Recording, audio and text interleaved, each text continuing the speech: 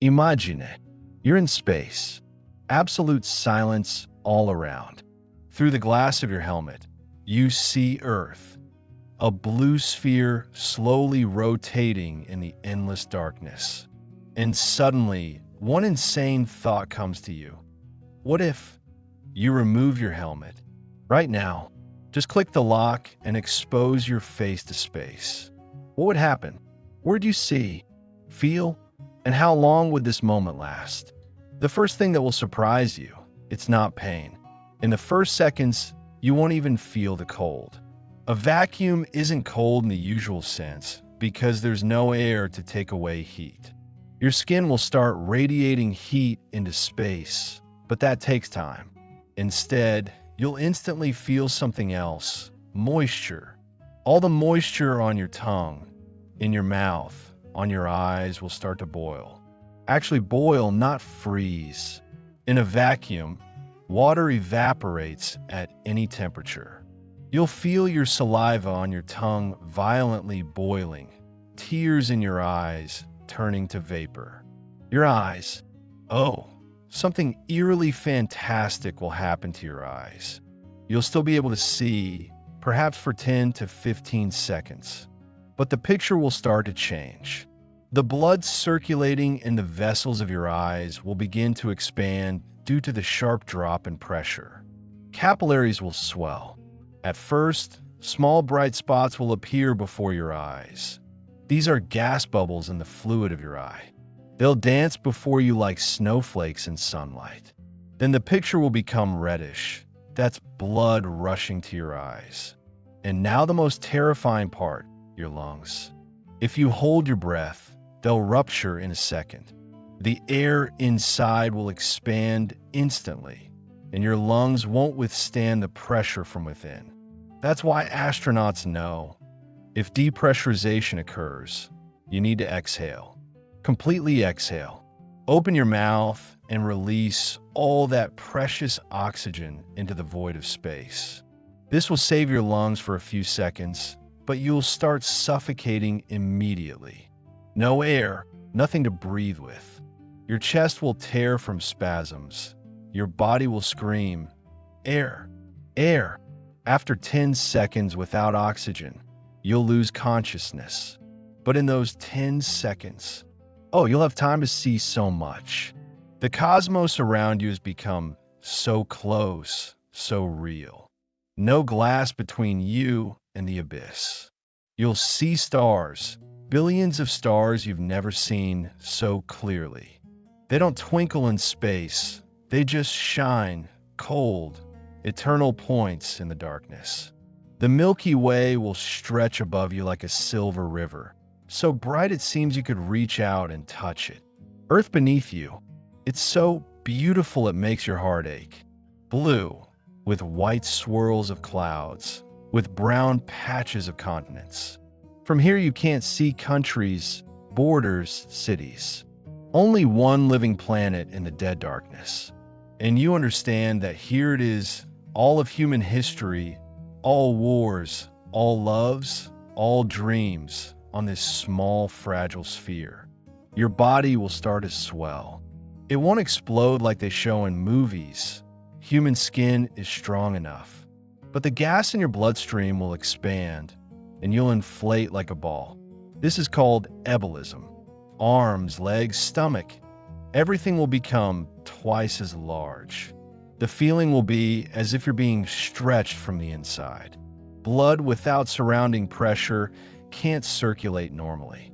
The heart beats, tries to pump blood, but the vacuum changes all the rules. Temperature. Yes, eventually you'll start to feel the cold.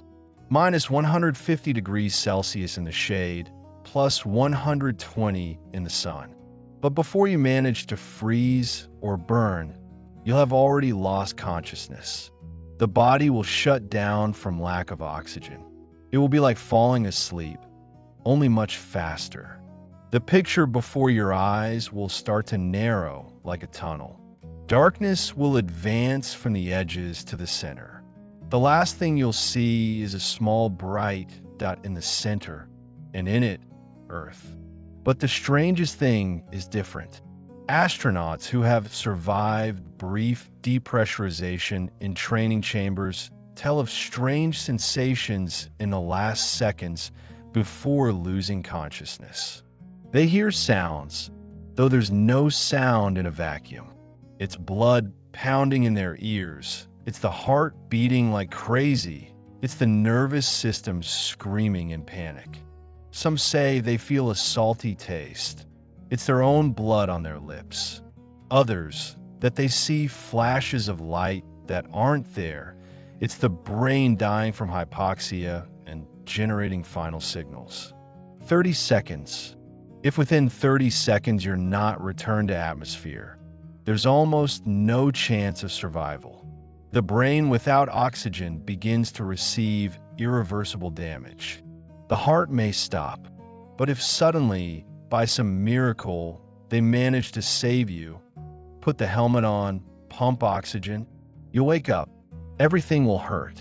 Eyes will be red from hemorrhages. Skin will be covered with bruises from ruptured capillaries. Lungs will burn, but you'll be alive. And you know what's most terrifying? There's one recorded event when a person actually found themselves in a vacuum. 1966, NASA training chamber. A technician was checking a spacesuit when depressurization occurred. He was in the vacuum for 14 seconds. The last thing he remembers before losing consciousness, how the saliva on his tongue was boiling. Just a sensation of violent boiling in his mouth. They saved him. He survived, but he never forgot that taste of space. That's why when astronauts go on spacewalks, they check every helmet fastening 3 times. Because between you and death, there are only a few millimeters of glass and sealed rubber gaskets. Space is wonderful. Space is magnificent. But space doesn't forgive mistakes. It's not hostile, it's simply indifferent. And if you remove your helmet, it will show you the most beautiful and shortest picture of your life. But you know what's truly insane? In those few seconds while your brain is still working, you'll smell something. Yes, the smell of space. Astronauts who return after spacewalks tell that their spacesuits smell like something strange. A mixture of burnt metal, hot asphalt after rain, and the sweetish smoke of welding. It's the smell of cosmic dust that settles on the spacesuits. And now imagine, you're inhaling this directly, without filters. Of course, the breath will be your last, but this smell, it's the smell of the universe itself, billions of years of stellar evolution, remnants of supernovas, comet dust. Your skin will start to vibrate, not from cold, but from radiation. In space, there's no Earth's magnetic field to protect us. Solar wind hits you directly.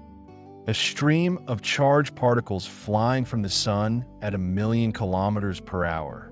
You won't see it, but your body will feel it. Cells will begin receiving doses of radiation that destroy DNA at the molecular level. In those 15 seconds of consciousness, you'll receive as much radiation as you would on Earth in several years. If you somehow survived, the cancer risk would jump to nearly 100%. And now look down. Below you, Earth is rotating at incredible speed, 8 kilometers per second. You're flying over continents so fast that in your brief moment of consciousness, you'll manage to fly the distance from Kyiv to Istanbul. The lights of cities below, they seem so warm, so alive. Each tiny dot of light is a street, a house. People who don't even know that someone up there, high above, is looking at them for the last time in their life. If this happens on the day side of Earth, the sun will hit your eyes with such force that you'll instantly go blind. Without the atmosphere that scatters light, solar rays strike directly, mercilessly. Ultraviolet burns the retina in seconds. But if you're lucky enough to be on the night side, oh, then you'll see true beauty. You'll see the universe as no poet, no philosopher on Earth has ever seen it, because they looked from below, through 100 kilometers of atmosphere, through the light pollution of cities. But you're looking directly into the abyss of eternity. Your eardrums, the vacuum affects them too. They'll bulge outward from the internal pressure in your ears. You'll hear cracking. They're starting to tear. The pain will be unbearable, as if someone thrust 2 hot needles into your head. But this pain will last only about 2 seconds. Then your brain, overwhelmed with panic and adrenaline, will simply shut off the pain receptors. The body protects itself the only way it can, by turning off sensation. And the blood? Your blood, without external pressure, will start doing something incredible. It will begin to boil at 37 degrees, your body temperature. In the veins, in the arteries, gas bubbles will form. This is called decompression sickness, but in space, it happens instantly. Divers know about it. They can get it if they surface too quickly. But in a vacuum, you get the most severe form in an instant. Bubbles block capillaries. Blood can't flow. Organs scream from lack of oxygen. The heart beats faster and faster. Try to push blood through these blockages, but in vain. Your tongue, it will swell to incredible proportions. It will become large, like a golf ball in your mouth. You won't be able to close your mouth even if you want to. Saliva has already boiled and evaporated. The inner surface of your cheeks, gums, palate, everything will dry out instantly, as if you held your mouth open under a fan for an entire hour. The feeling will be as if your mouth was stuffed with cotton and paper towels, then dried with a hairdryer. If there's a solar flare right now, and they do happen, you'll see a real show. Aurora will swirl around Earth's poles in huge green and red curtains. But up close from space, it looks different. It's not the soft glow seen from Earth. It's a dance of millions of charged particles striking the planet's magnetic field at the speed of light. It's a war between the sun and Earth. And Earth is losing millimeter by millimeter, but still holding on. After 20 seconds, your heart will start working irregularly. Fibrillation. It quivers like a hummingbird's wings, but doesn't pump blood. Electrical impulses in the heart muscle become disrupted. Cells receive conflicting signals. Some say contract, others relax. The result is chaos. The heart shakes, but doesn't beat. And without a defibrillator, without an electrical shock to restart the rhythm, it will simply stop. Your last thoughts will be strange. A brain in a state of oxygen starvation generates the strangest images. Some astronauts who survived near death in space during accidents tell of flashbacks, their entire life flashing before their eyes in seconds. Others speak of a feeling of calm, almost euphoria. It's endorphins. The body injects them into the brain, trying to reduce suffering. Your consciousness will start playing with you. Perhaps you'll see the faces of loved ones. Perhaps you'll remember something from childhood, a warm summer day, laughter, the smell of your mother's cooking. The brain seeks comfort in memories because the present is too terrible. And the other astronauts on the station, if they're there, they see you. Through the porthole, through cameras on the helmet. They see you trembling, swelling, your movements becoming slower and slower. And the most terrible thing, they can't do anything. The airlock requires several minutes for a cycle. They're screaming over the radio, though they know you can't hear. Your helmet is off, there's no radio receiver. They can only watch. This is their worst nightmare coming true. 25 seconds. Your vision is almost gone. But in the last moment before complete darkness, you notice something incredible. you see satellites. Dozens, hundreds of small dots moving in orbit. Old communication satellites, rocket fragments, space debris, all this metal chain around Earth. Some flash when sunlight hits them at the right angle. It's like moving stars, but much faster than real stars. And you suddenly realize you're one of them now. Just another object drifting in the void. Your fingers, they begin to turn blue. Not from cold, not yet. From lack of oxygen in the blood. Cyanosis. Blood without oxygen is dark cherry, almost black. Nails take on a purple tint. If you could still move your arms, you'd feel them becoming heavy, numb. Muscles without oxygen simply refuse to work. You want to reach out toward Earth, toward home, but your fingers don't obey. They slowly curl on their own, like in a dream when you try to run, but your body won't move. Tears. If you're crying, and most people cry in such a situation, it's instinct. The tears will behave strangely. On Earth, they roll down. In space, there's no gravity. Tears just gather on your eyes in large spheres of water.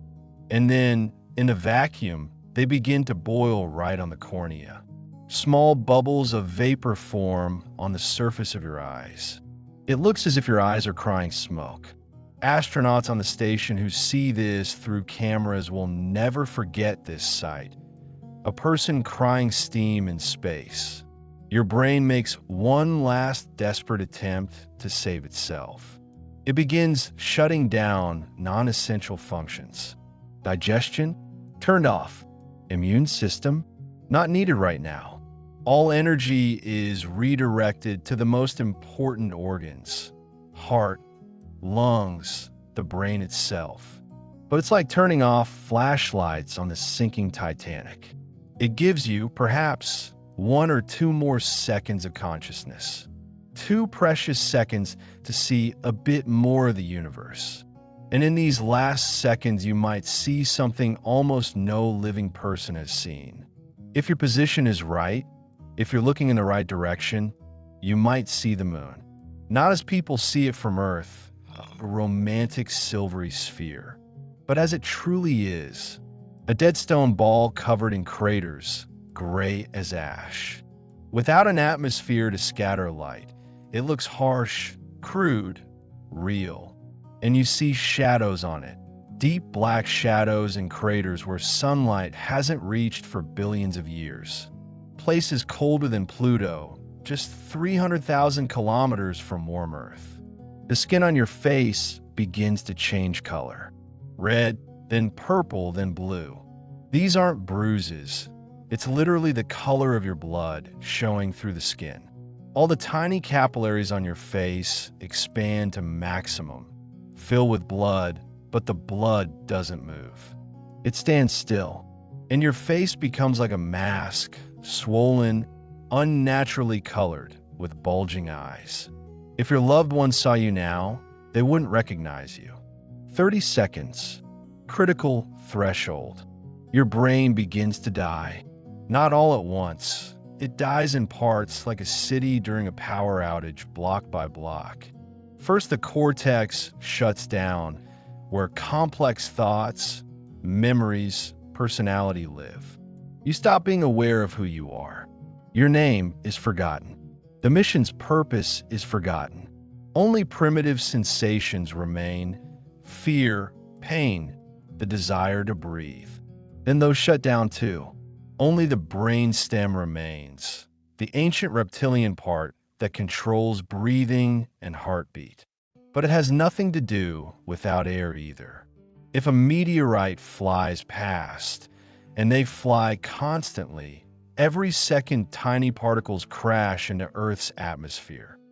You won't see it as a shooting star. You'll see it as it is, a tiny stone flying at incredible speed through the void. Without atmosphere, it doesn't burn, doesn't glow. It just flies. And if it hits you, well, you won't feel it anymore. A meteorite the size of a grain of sand, flying 30 kilometers per second, pierces a human body straight through, like a bullet through paper. But you're already far away in the darkness of consciousness. Your heart makes its last convulsive contractions. Not rhythmic beats, chaotic twitches. It's really trying. Millions of heart muscle cells are still alive, still fighting. But without coordination, without a unified rhythm, it's just trembling. Like an engine cranking the starter, but not starting. And then, silence. Electrical activity ceases. An EKG would show a flat line. Your heart has stopped, but you're not dead yet. Technically, the cells of your body are still alive. They need minutes to die without oxygen. Muscle cells, skin cells, even some brain cells, they're still functioning at the cellular level, using the last reserves of energy. If, by some incredible miracle, you were returned to atmosphere right now, pumped with oxygen, your heart restarted with a defibrillator, theoretically, there's a chance. Tiny, microscopic, but there is one. Medicine knows cases when people were revived after 5, even 7 minutes of clinical death.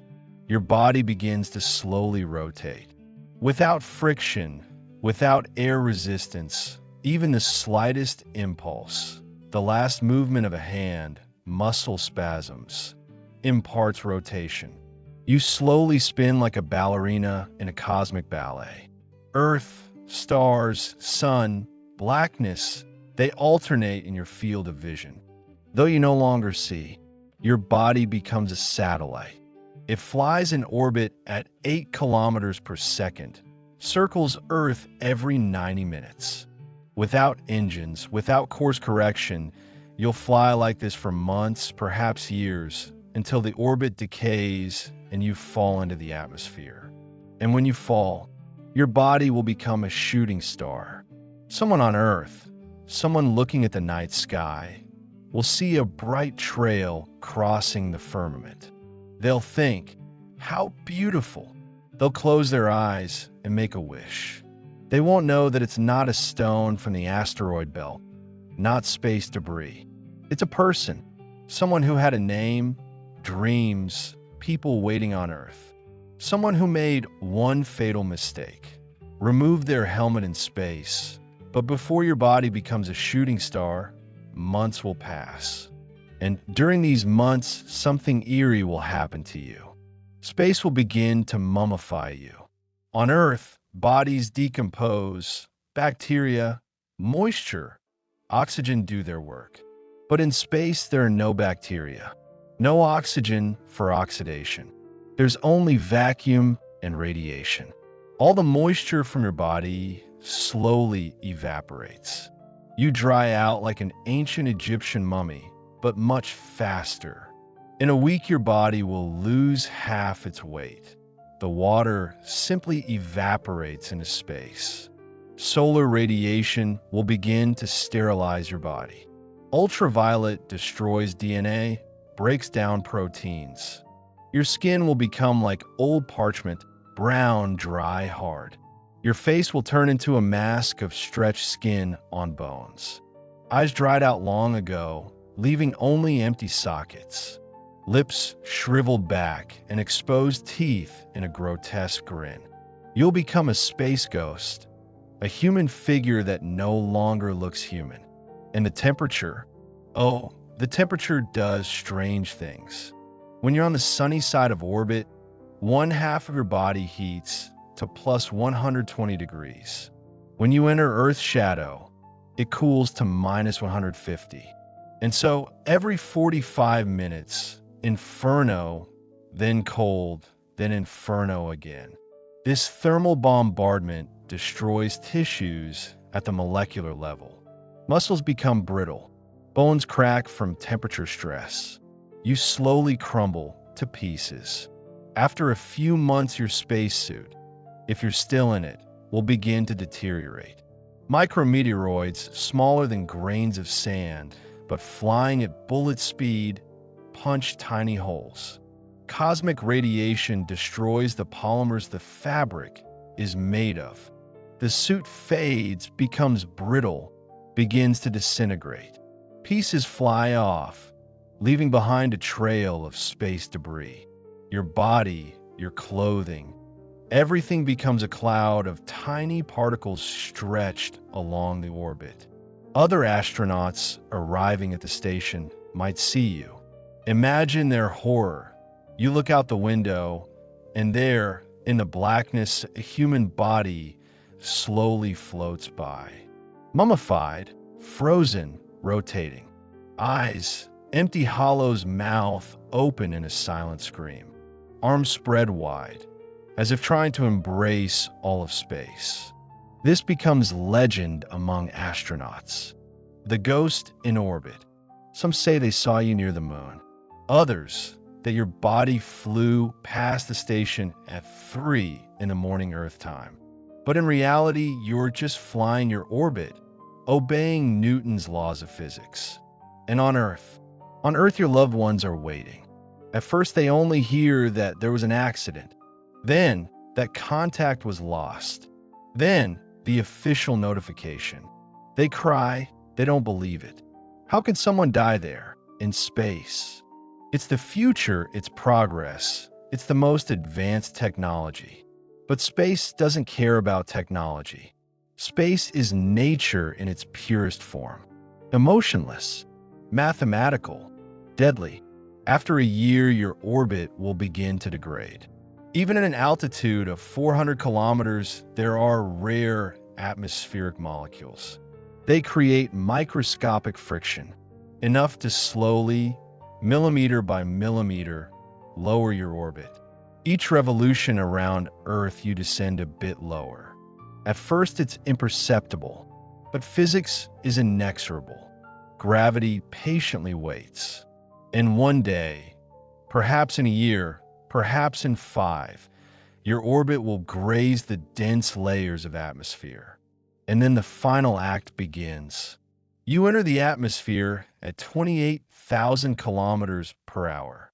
Friction instantly heats your body to thousands of degrees. What remains of your flesh bursts into flame. Bones, dried by space, burn like gunpowder. The spacesuit turns into a fireball. You become a meteor, bright, hot, glowing in all colors from white to red. The air around you ionizes, creating a plasma shell. You leave behind a long, luminous trail across the entire sky. Below, in some small town, a little girl looks out the window. She sees you, a bright streak crossing the starry sky. "Mommy, look, a shooting star," she cries. Her mother comes over, hugs her daughter. "Make a wish quickly." The girl closes her eyes.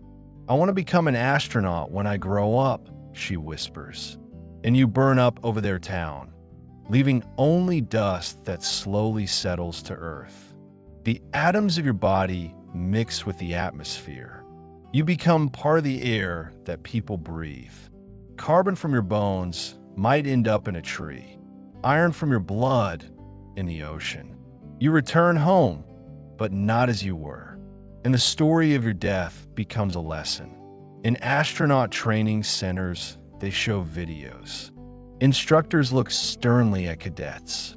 This is what will happen if you violate protocol. This is the price of one mistake. Young astronauts watch the screen where your death is modeled step by step. They see the boiling saliva. They see the eyes swelling. They see the final convulsions.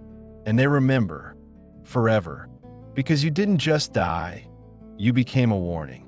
Somewhere in NASA or Roscosmos archives lies a report, a cold, technical document.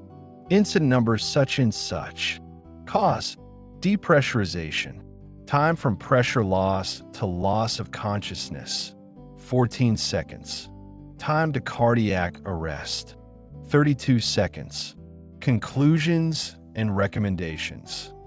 Your life, your death reduced to paragraphs and bullet points. Engineers read this and make changes to helmet design. An additional lock, another verification system, light indication. Also that this never happens again. But the most terrible thing isn't this. The most terrible thing is that somewhere in a parallel universe of quantum possibilities, you didn't remove your helmet. You stopped. Your hand froze at the lock. Something, instinct, rational thought, a voice in your head, stopped you. And you're still alive. You return to Earth. You embrace loved ones. You breathe Earth's air, eat ordinary food, sleep in a soft bed. Space remained there, behind the glass, where it belongs. Beautiful but deadly. Distant but unforgettable. And every night you dream of that moment. Your hand on the helmet lock. The feeling that you're about to step into the abyss. And you wake up in cold sweat, with a heart beating like crazy. You touch your face, alive, warm, real. You inhale air, and it's so sweet, so precious. You'll never again take breathing for granted, because you know how thin the line is between life and death. How fragile this bubble of atmosphere that protects us from the infinite void. And here you are, reading these words. Breathing. Your heart beats calmly, rhythmically. Around you is air, 78% nitrogen, 21% oxygen, a bit of carbon dioxide. The perfect mixture, perfect pressure, perfect temperature. You don't think about it, because it's always here. Always has been, always will be. But astronauts know differently. They've seen what's out there, beyond this thin blue film of atmosphere. They know that the universe is not a friendly place. It's not home. It's a vast, cold, empty arena where life is an anomaly. A coincidence. A miracle that shouldn't have happened, but did. Every astronaut's helmet is a little Earth. A small bubble of life in an ocean of death. And when an astronaut returns home after months in orbit, the first thing they do is go outside. Feel the wind on their face. Inhale the smell of grass, earth after rain, flowers. Look at clouds, those beautiful masses of water vapor that are impossible in space. They stand under the open sky, without a helmet, without a spacesuit, and just breathe and cry. From happiness, from relief, from the realization of how lucky we are. We live on a planet where you can remove your helmet, where you can open your face to the universe and not die, where air embraces us every second, where atmospheric pressure holds us together, where the magnetic field protects us from radiation. We won the cosmic lottery. We were born here on this fragile blue dot in the void. So next time you inhale, do it consciously. Feel how air fills your lungs. Feel how oxygen is carried by blood to every cell. Feel the life flowing through you. Because there, just 100 kilometers above your head, begins a place where one breath is all you have. One breath and darkness. Space is beautiful. Space is magnificent. Space calls to us, and we will go there. We must go. It's our destiny, our future. But we must always remember, we are children of Earth. We're made for gravity, for atmosphere, for this specific mixture of gases and pressure. And if we remove our helmet in space, we will see eternity, but will be the last thing we see. Keep your helmet closed. Breathe. Live. We are astronauts on the most beautiful ship in the universe. It's called Earth.